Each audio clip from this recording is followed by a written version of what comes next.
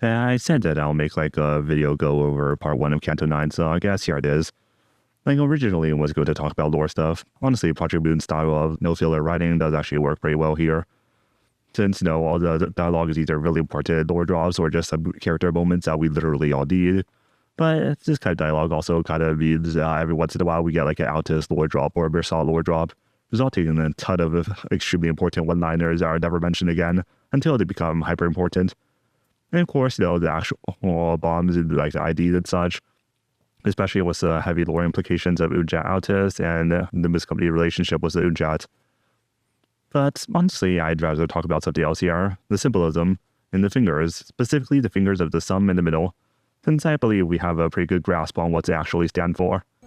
The sum seems to value respect and hierarchy over all things. But as Virgilia said, it's just a way of covering up their cowardice and weakness. Of course, their entire finger is ruled by fear. Since, the soldatos fear the capos, who fear the soda capos, who fear the capo de capi, as they are completely unwilling to speak up against them since they fear the punishments that will be brought upon them. But something that's important is that you also have to remember, it's not just that the lower tiers that fear the punishments from upper tiers. The higher tiers actually are fearing the lower tiers here. The upper tiers are fearing, like, what if we let just a single member who speaks against us live? What if we leave a single break in the rules unpunished?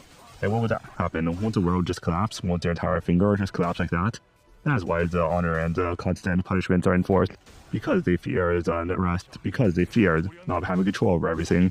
This is especially shown with, Seclair's idea for the Soldato. How he was completely unwilling to look upwards, even look at the higher ranks, because he knows that if he gives them bad looks, they're going to punish him and probably like kill him or something. There's something you have to remember, that the higher tiers are also the same. They're unwilling to look up, look at their actual situation, and instead just follow the orders. Even if they're given a role of command, they're still forced to follow the system of hierarchy, and in their own ways keeping their head down for the hierarchy. This is especially ironic considering their weapons of the gunblades. The gunblades are pretty cool, honestly, there are swords that have guns in them, that's also mainnet. But it also shows their fear and cowardice. Since if you actually pay attention to how the guns are used, oftentimes the guns are just used in order to propel their melee weapons to go faster, such as, propelling the bayonets to charge faster, or to have a gun mounted to the side of the sword so it's able to be used to hit harder. So in a way, this means that they really aren't different from anyone else in the city using melee weapons to clobber each other. The ammo is not used to make their weapon any stronger, it's to make up for their own weakness. Instead of just slashing at them with their sword as normal, they need to use the ammo in order to make the swords hit harder, because they fear having their range challenged. This is especially shown in their combat style, specifically in Limbus Company. In Limbus Company, all the some members we've thought so far have a mechanic where they specifically target down one character and target all their skills with them. Like, this kind of wasn't a mechanic in Ruina, but I'm just going to assume this is part of the Sum's identity in Limbus Company now. The whole point is that they claim that it's an honorable duel, They're not targeting all their skills onto one unit because they want to duel them honorably. But let's be honest, it's actually because of quite an obvious reason. Since before they duel as the character, they often debuff the guy that they're supposed to be dueling with.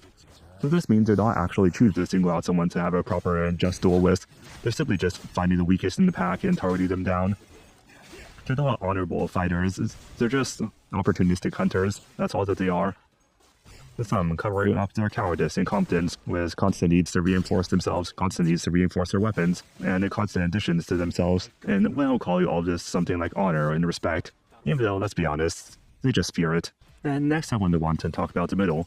It's especially ironic when used in this canto, considering how the author of Hellscreen talked about family, believing it to be a hell that you're unable to escape, a system that you are forced in, which is ironic considering how the middle considers each other family. But it's also quite obvious that even though the middle covers up with ideas of vengeance or brotherhood, their actual nature is simply an inability to let go, an ability to escape, which is why their symbols are a book, with some chains, and a tattoo. The book author's idea that a family is a hell that you're unable to escape correlates very much with the middle, since we see in Canto 5 is exactly what they do with their escaped members. They log down their names, they try to wipe their memories, they force them to remove their tattoos. But all of this is impossible, isn't it? We see how much he tries to use a knife to get rid of her own tattoos, but it's all pointless, isn't it? And her name is still written right there in the Book of Vengeance.